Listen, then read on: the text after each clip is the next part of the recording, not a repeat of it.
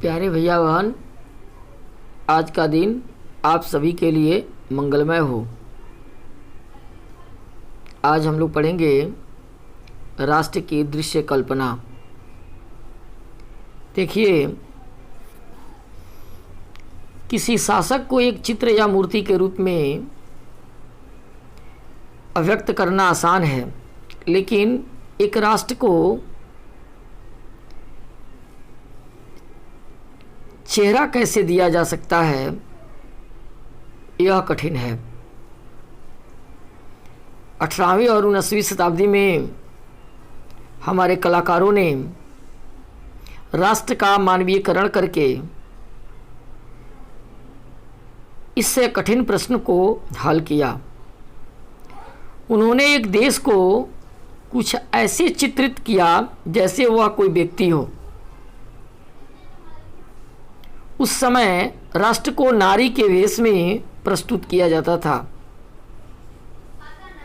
राष्ट्र को व्यक्ति का जामा पहनाते हुए जिस नारी को रूप को चुना गया, वह असल जीवन में कोई खास महिला नहीं थी।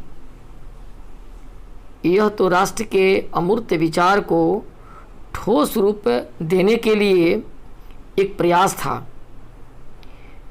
यानी नारी की छवि राष्ट्र का रूपक बन गई। आपको ध्यान में होगा कि फ्रांसीसी क्रांति जब हुई थी, उस समय कलाकारों ने स्वतंत्रता, न्याय और गणतंत्र जैसे विचारों को व्यक्त करने के लिए नारी रूपक का प्रयोग किया। ये सभी चिन्ह सामान्य जनजीवन से संबंधित थे, जिनको साधारण जनता आसानी से समझ सकती थी। ये सभी प्रतीक राष्ट्रीय स्वाभिमान के आईना थे। जैसे इन प्रतीकों का महत्व जानने के लिए, समझने के लिए और इसका महत्व कितना अधिक था, इसके लिए उस समय अधिकतर लोगों को अक्षर ज्ञान नहीं था। फिर भी इस चित्र के माध्यम से उसे समझाने का प्रयास किया गया था। इस प्रकार के प्रतीक चिन्ह में कुछ इस प्रकार के प्रतीक चिन्ह थे, जैसे आपको बताते हैं। आपको याद होगा कि स्वतंत्रता का प्रतीक लाल टोपी या टूटी हुई जंजीर है।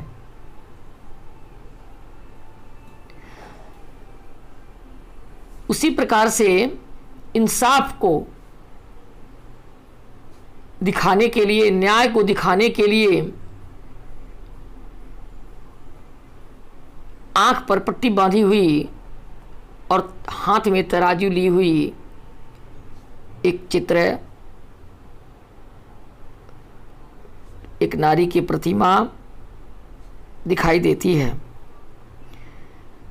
दासों की मुक्ति को दर्शाने के लिए टूटी हुई जंजीरों का प्रयोग किया जाता है। दासों द्वारा स्वतंत्र होने पर पहले जाने वाली लाल टोपी, उसी प्रकार से डैनों वाली स्त्री को कानून का मानवीय रूप दिया गया है।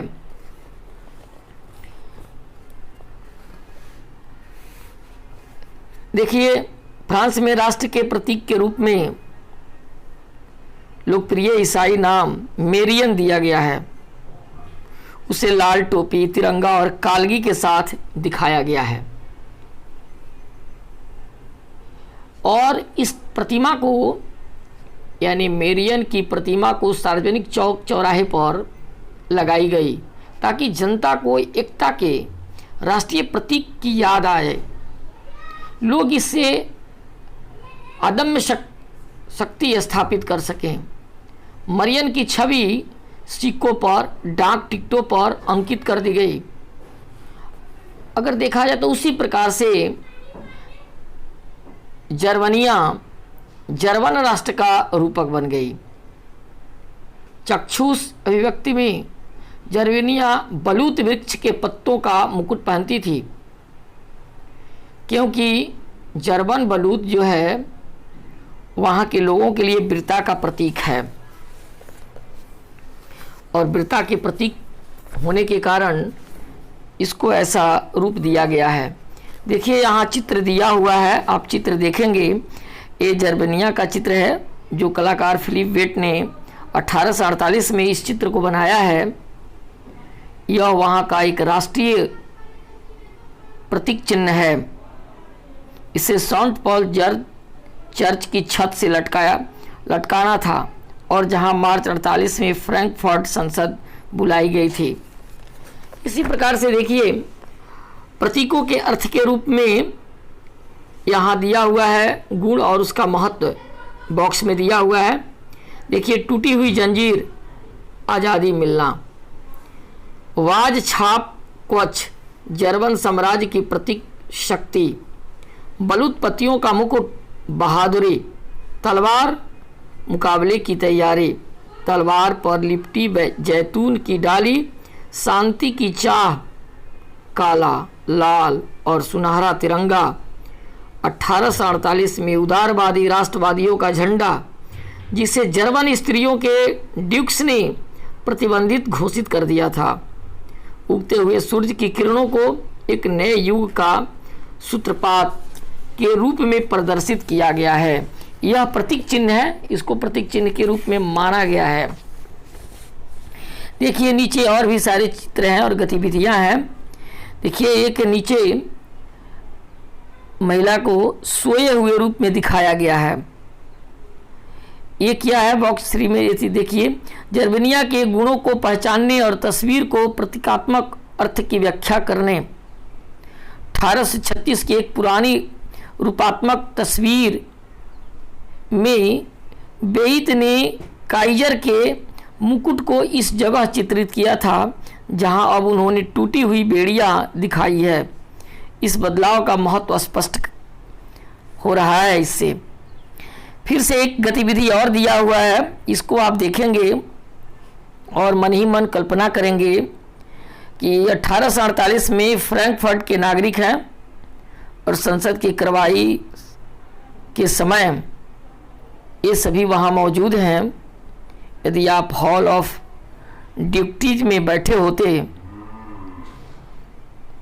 तो दीवार पर लगे जर्मनिया के बैनर को देखकर आप स्वयं क्या महसूस कर सकते थे?